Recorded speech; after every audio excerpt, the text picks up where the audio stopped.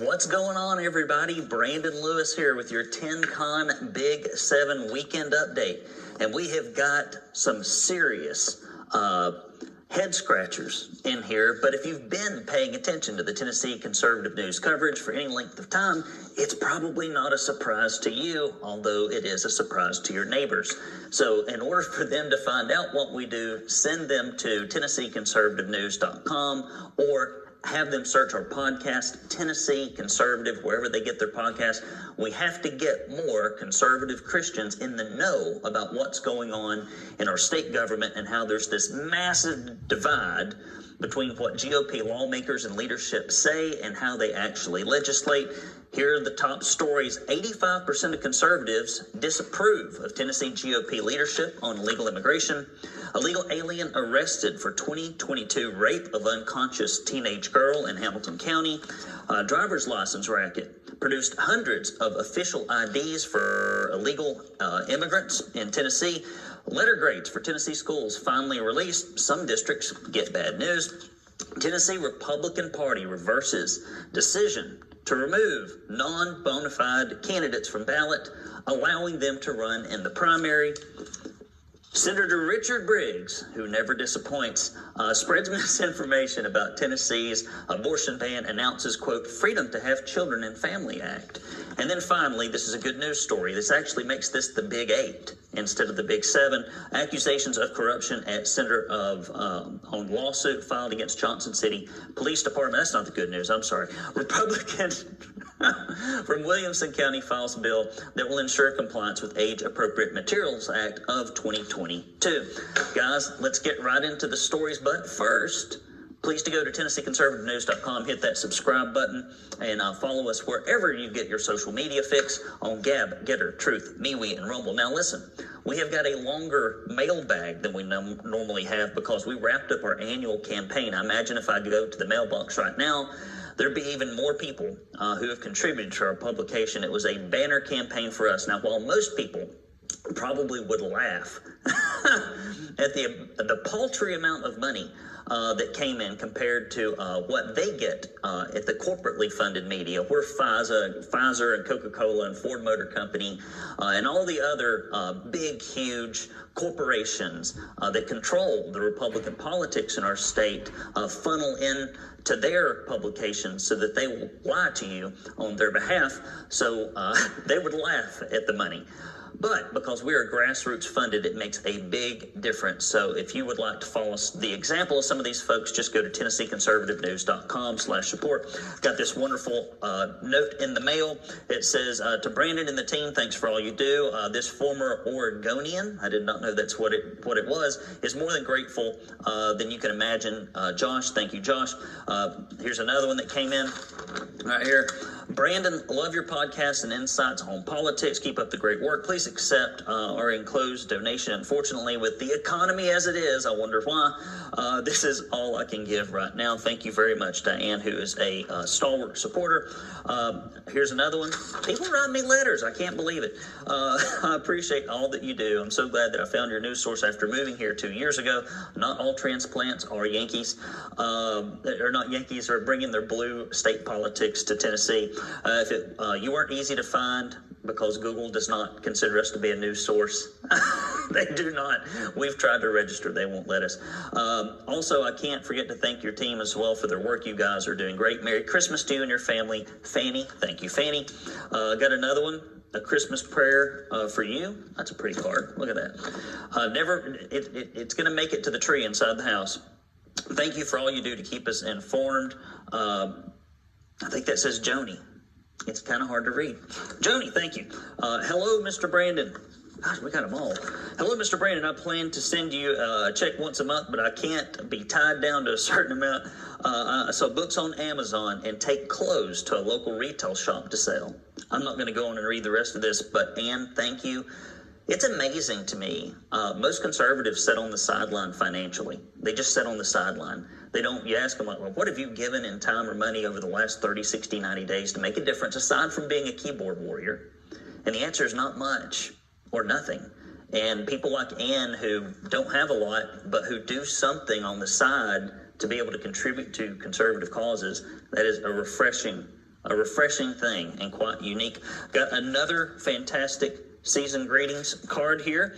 May the simple joys of Christmas warm your heart. Thank you for the service you perform. It's very much appreciated. I tell others about it all the time. Bernie and Arlene. Thank you, Bernie and Arlene. Got another one here. Love came from Christmas. I got all kinds of Christmas cards. Thank you for sending these. Mr. Lewis, Merry Christmas and Happy New Year to 2024. Thank you for all you do in Tennessee and America's fighting for God-given freedom. May God bless you and your family. He has, and he continues to do so. Here's a, gosh almighty. We just got a bunch of them. This is a beautiful one. Glory to God. To your staff and family, thank you for being the voice of truth. God bless you. This is like Wynn and Diane. Thank you for your donation. That's amazing. Tracy, you know who you are. I appreciate you sending this. I really do. Thank you for all you do as unto the Lord. Starting strong is good. Finishing strong is epic. Tracy, you're one of our best supporters and biggest supporters. Thank you so much. And I got a pile of them here of people that sent stuff into the annual campaign. I'm just humbled. You know, a lot of people say, well, we're humbled when they go talk to a group, and they're no more humbled than a man in a moon. But it's interesting. Elise, you know who you are. Carolyn, Diane, I don't like to give people's last names. Rhonda, Lance, Nancy, Greg, thank you so much. I know who you are. You know who I am. I appreciate your support. Linda, Wanda, Joyce and Mark, Mary Frances, Cheryl, I'm about done. Cheryl, Juan, Sandra, James, Josh, Debbie, Michelle, got all kind of Bruce, Jody, Larry, Bernard. I could read these forever. I can't keep going on. We'll lose people. But nonetheless, what I'm saying is, thank you for supporting our publication. We appreciate you. All right, guys. With no further delay or ado, first story. 85% of conservatives disapprove of Tennessee Republican Party's leadership, and in particular those in the House and Senate, on illegal immigration.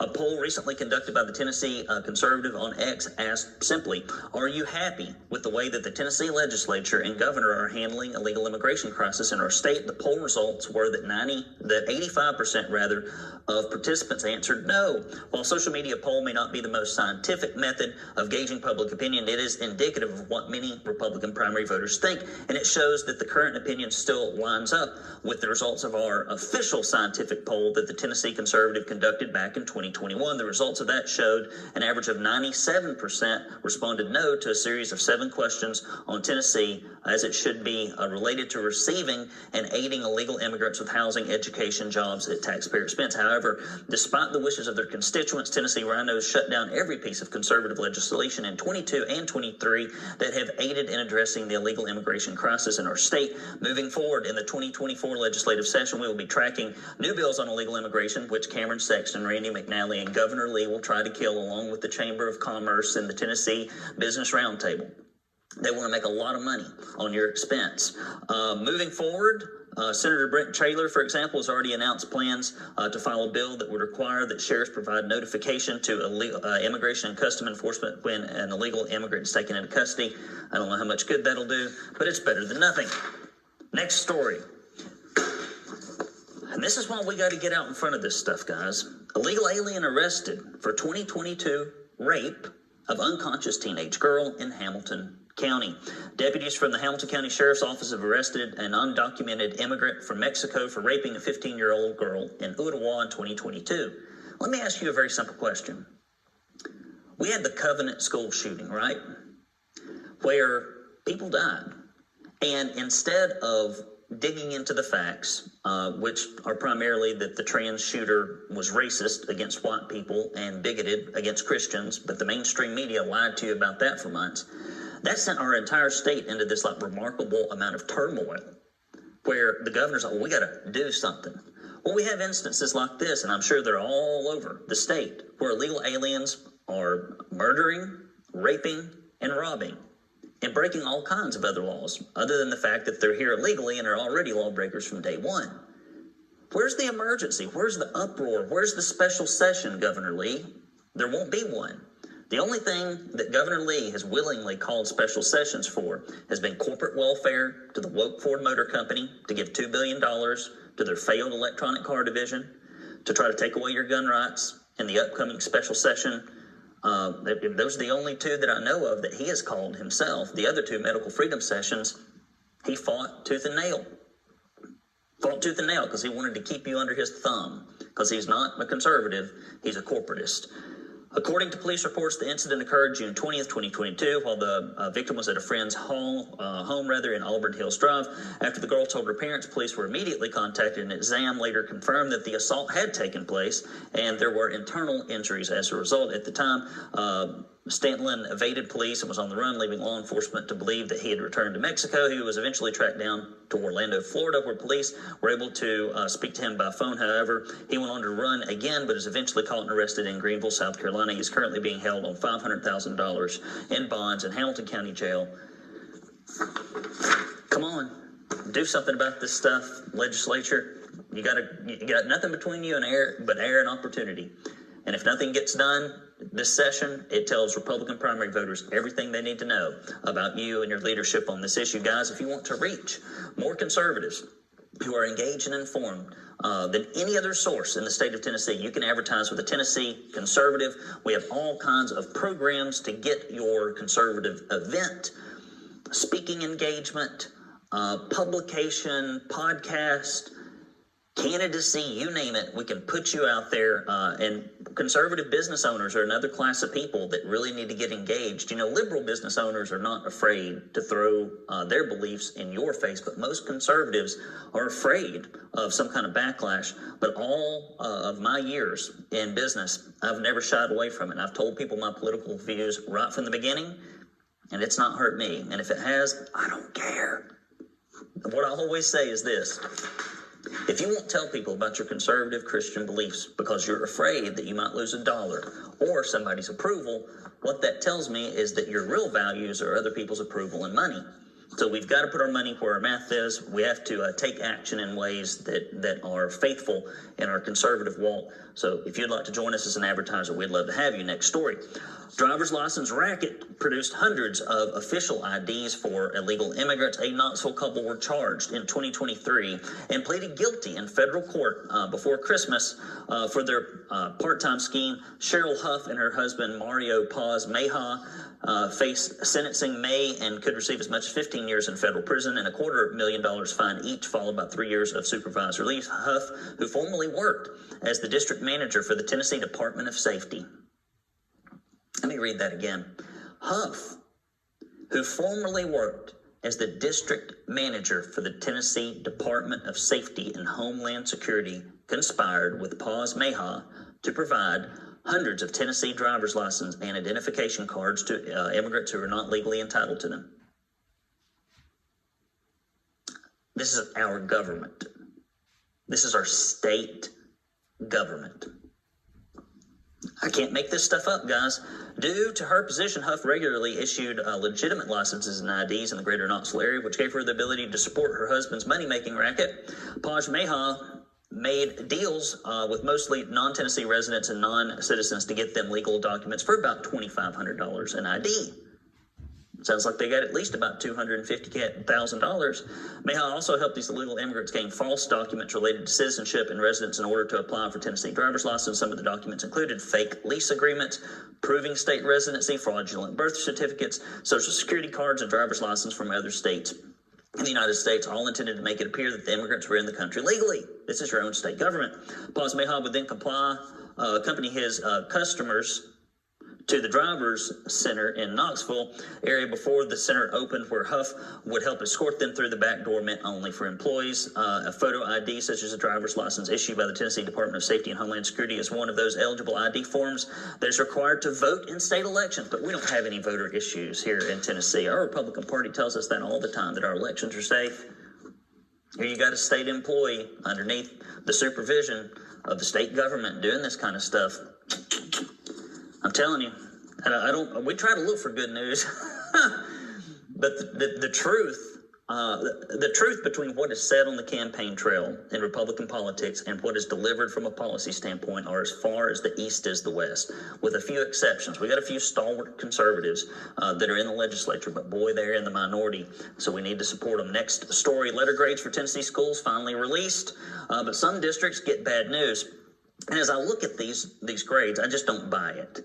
I think just like the government schools all over the place are now trying to not issue a grade lower than 50. I think a lot of these schools got a letter grade. They're like, well, we'll give a few an F, but we can't give like 40% of them an F or 20% of them an F. So I think there's a lot of cook in the books on these numbers, but I'll read them to you anyway. Letter grades for Tennessee schools have long been released, but the news is grim for some districts, with greater than 25% of all K through 12 schools receiving D's or F's, 25% receiving D's or F's, which is kind of curious. I don't really understand, because only 30% of Tennessee kids can read or write at grade level. About 25-30% can read, write, do math at grade level, right? People are graduating functionally illiterate. They tried to pass this third grade. If you can't read, we're going to try to keep working with you law. And they're like, no, parents don't want it. They want government babysitting. Let's just send them on. Let's pass them through. We don't care if their prospects for a career are completely shattered and that we've wasted the 13 years of educational opportunity they have. We don't care about that. We're going to pass them on through. That's what's happening.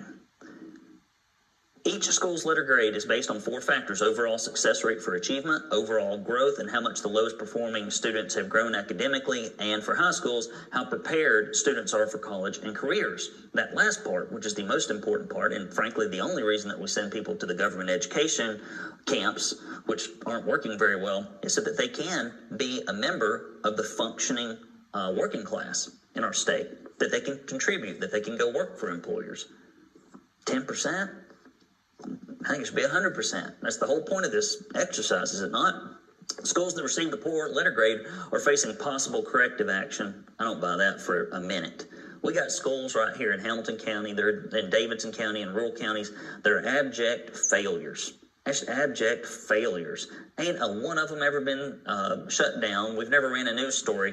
Whole school shut down for sucking. Principal fired. Terrible teachers dismissed. Not a time. Corrective action. Requiring them to follow a plan for improvement. Shuffle some more papers. Yeah, I'm going to make you shuffle papers. You might as well make them right. I will not suck academically for my students and taxpayers on a board 100 times. That's great. That now we're going to have to use our taxpayer dollars to probably produce some document that won't do anything. But we want results in Tennessee. Of the schools that received Fs, almost 50% are located in Memphis, Shelby County school districts. Democrat-controlled cities, hellholes. They're slowly turning the once beautiful, safe cities in Tennessee, the Democrats are, into hellholes. According to data from the Tennessee Department of Education, almost a third of the 1,700 schools eligible to receive letter grade received a C, and less than half were awarded A's or B's. I'm curious, Jason. I'd like to take a look at these B schools. A schools. Let's take a look at the A's and B schools. This is a story idea. And I want to compare the letter grades that they've got here, these A and B schools, which 50% of schools are getting A's and B's. I'd like to compare that to their TCAP scores. Let's just take a small sampling of A's and B's, compare their TCAP scores, and just say, hey, only 30% of your kids can read at grade level, but that's an A? That's an A? I bet that's what we're going to find. However, some school districts did not receive a grade because of data suppression. It said that, 30.36% or 513 schools received C's, 17.4% or 294 schools received A's, 26.09 or 441 schools received B's, 20.71 or 350 schools received D's, 5.44% or 92 schools received F's. However, some schools did not receive a letter grade because of data suppression and business rules, whatever the hell that means, which amounts to 210 schools being excluded. 210 is a big number. According to the Education Department, programs that serve adult learners, for example, were not given grades. Why would you give grades to some sort of thing that gets taxpayer money? Let's leave them out. Probably because they're failing too. If they were doing well, they'd probably have included them. Next story, Tennessee Republican Party reverses decision flip-flops, to remove non-bona fide candidates from ballot, allowing them to run in the primary. I'll tell you what, real conservatives constantly get kicked off the ballot by the Tennessee Republican Party, especially if they are challenging a RINO incumbent. This is the most corrupt, this SEC process is the most corrupt process I have ever seen. It's embarrassing. It's morally reprehensible. Let me tell you about it. A few days after Christmas, a decision was made by the Tennessee Republican Party to allow candidates who were previously removed from the Republican primary ballot for school board in Williamson County to be restored and allow them to run in upcoming primaries as Republicans. I bet they're all RINOs. I don't know that for a fact, but that's what I've seen. If you're a RINO, they'll rally around you. Scott Golden will. Prior to this decision, both candidate statuses had been successfully challenged based on TRP bylaws, which state that in order to run as a candidate in a Republican primary, you have to have had an established history of involvement in the party on either the state or county level, as well as a voting record that proves you voted in 3 of the last 4 Republican primary elections. Other 2 candidates had already withdrawn from the race. However, their statuses as bona fide candidates had also been challenged. All candidates found not having met the required bona fide status were removed from the ballot by the TRP at that time. However, appeals were submitted. On behalf of 2 of the candidates and were reviewed by the TRP subcommittee. TRP Chairman Scott Golden explained the reasons behind the reversal of their initial decisions to remove both the candidates on the ballot. Well, why didn't you put Mark Pulliam back on there, Scott? What about Mark? Mark won his election as a write-in candidate. Are we going to restore him? You going to do something about that, Scott? Crickets. He indicated that because school board positions are newly partisan, application of the bylaws, which objectively have been widely considered to be esoteric in nature, the application's not always clear. It's not clear. Well, if the application's not always clear, Scott, how about y'all damn clarified? Make it easy to understand. Make it to where if you put it underneath a 3rd grader's nose, they could say, does this person meet the criteria? Yes or no? Why do we have to make it complicated? Why do we have to do these decisions in secret backroom meetings?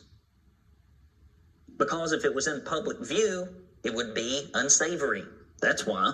Golden stated, quote, there was probably a leniency knowing that this is the first time some of these school board seats have ever become available in the primary, Scott said. Going forward, he hopes the TRP standards are clear to candidates. How could they be?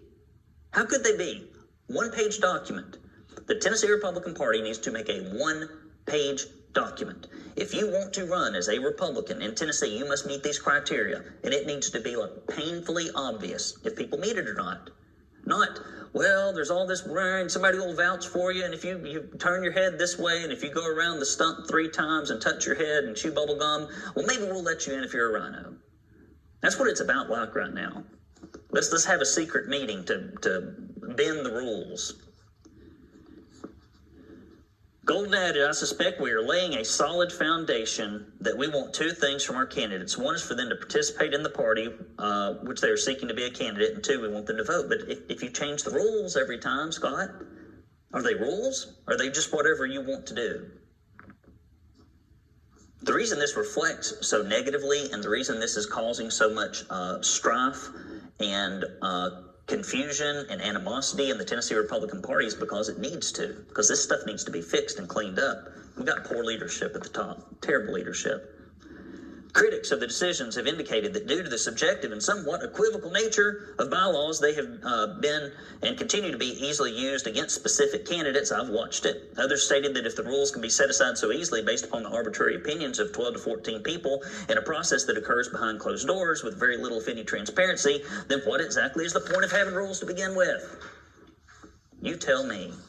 Guys, thank you so much for your support at the annual campaign. For those of you who have not given, I hope that that huge pile of papers serves as an example to you that there are conservatives who do care enough to give, and you need to join them. You need to join them. If you give any amount, go to TennesseeConservativeNews.com/support. You give any amount, we'll send you this directory of your elected Republican officials so you can communicate with them, especially in this upcoming legislative session as they begin to put rules and things in place that you're going to have to live under. And whether they do or do not address issues like illegal immigration will largely be up to you, and whether you take the information you get from us and act on it.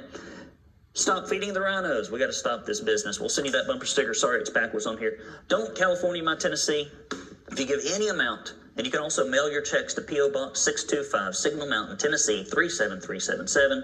P.O. Box 625, Signal Mountain, Tennessee 37377. Brandon Lewis, yours truly, checks that mailbox. I checked the mailbox. I'm excited to go to the mailbox for the first time in a long time because it's really helping our publication. And also, if you give $50 or more, or if you give a recurring donation of $10 or more per month, and we need those recurring donations desperately. They are the bedrock. We will send you this Proud Tennessee Conservative koozie and this Proud Tennessee Conservative tumbler, both of which are made of indestructible materials that even if Gloria Johnson sat on them, this would not shatter. It would not shatter. It would just hold. It would just hold. It might sweat a little bit, but it would hold. It's awesome. All right, guys. TennesseeConservativeNews.com/support or mail your checks to P.O. Box 625, not Chattanooga, P.O. Box 625, Signal Mountain, Tennessee 37377. Enough of the begging. Senator Richard Briggs, Rhino in Chief, spreads misinformation about Tennessee's abortion ban, announces Freedom to Have Children and Family Act, because he didn't want to call it Let's Make Some More Abortions Act.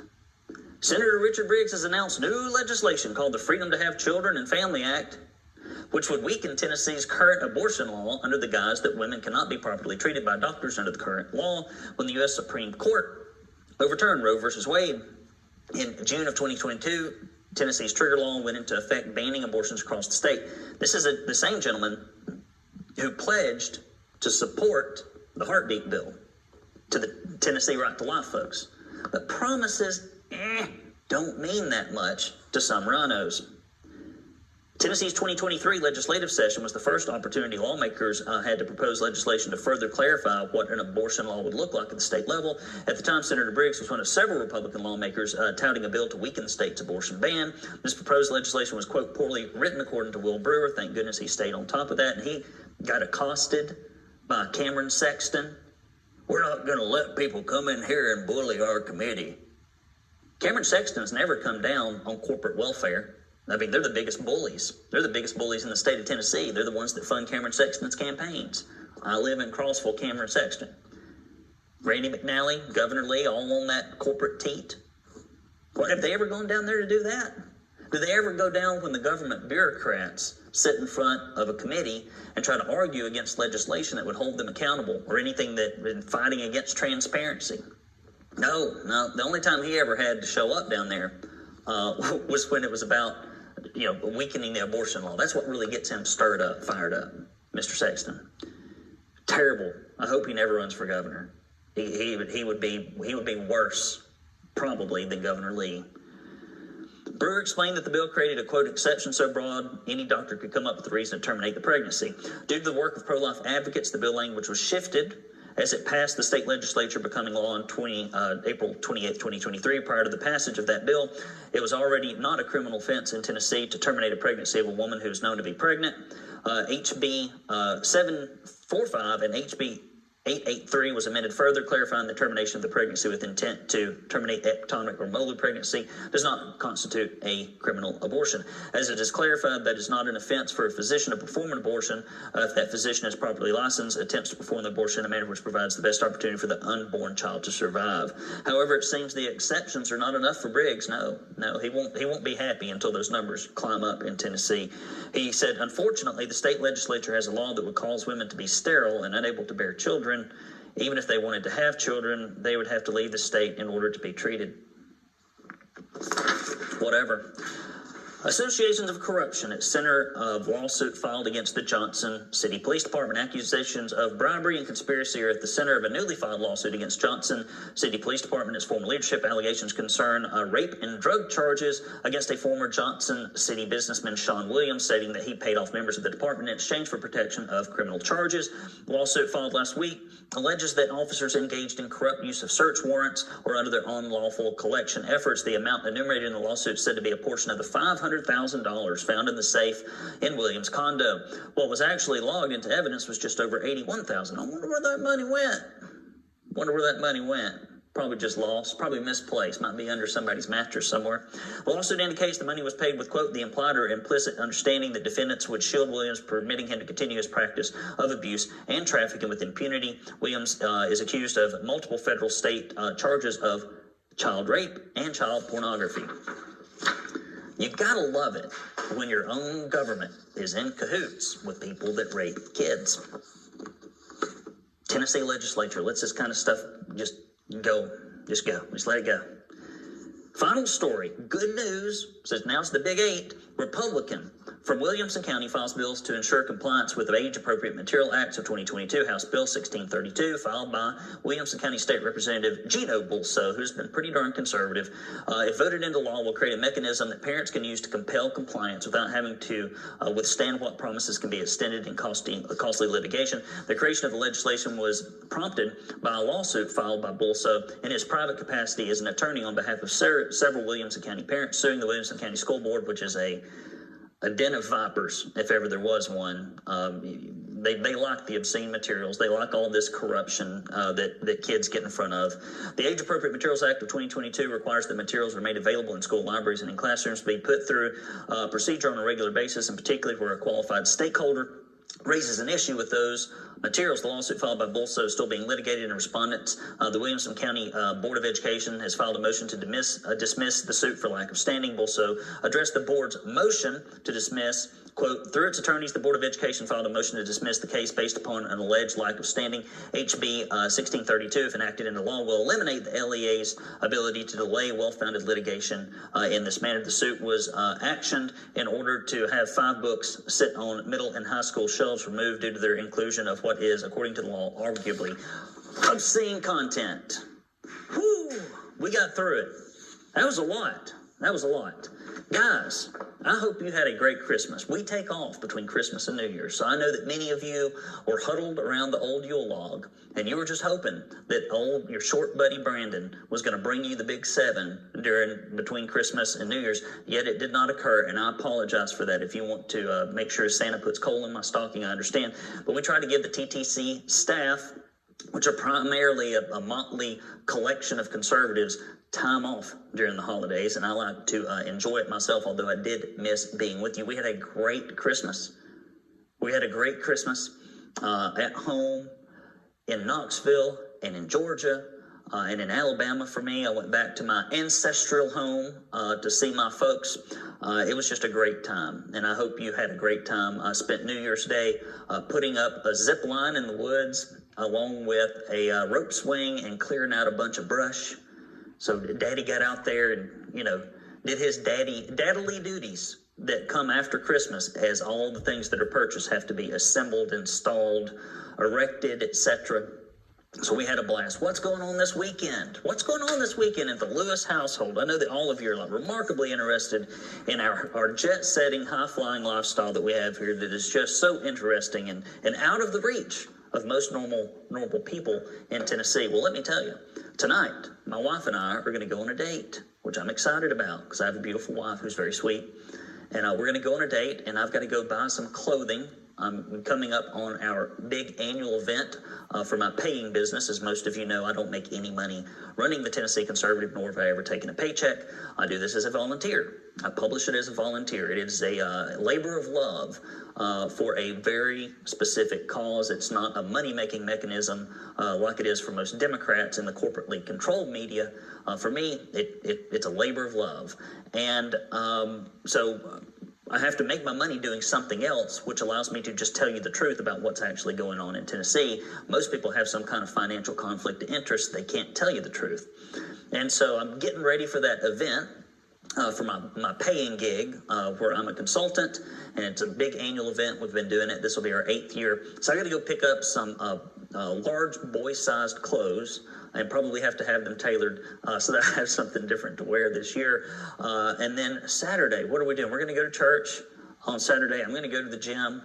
And then Sunday, I don't know what we're doing. I hope we're just staying at home. I'd like to go hike the Cumberland Trail. I've been out there once here close. I actually got in the mail a tactical walking stick. I'm pretty excited about that. So I know it's crazy. Church, a hike in the woods, going on a dinner date, maybe buying a suit. that's going to be about it. I might go to my buddy's house, Mr. Brumley. I might go to his house as well, and we can sit around and do manly things in his garage, which I'm sure many of you men do. And many of you women are probably glad when the men go do that. All right, guys, I love you. I mean it. Thank you so much for paying attention to what's going on in Republican politics. If it weren't for a handful of folks that actually pay attention, a tiny, tiny sliver, a minority, things would be a lot worse in Tennessee. If we turn up the volume, if we make some noise, if we reach out to those in government, and if we use the free press, what the First Amendment was enshrined for, to do real old-fashioned journalistic reporting, we can make a difference in this state. But I can't do it without you. Go to TennesseeConservativeNews.com, hit that subscribe button, follow us on Twitter, give us a review wherever you have your podcast.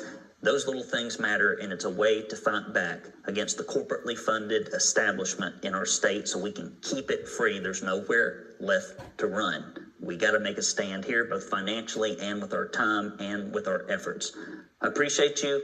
Happy New Year in 2024. I'll talk to you next time. Brandon Lewis here with the Tennessee Conservative News, Big 7, signing off.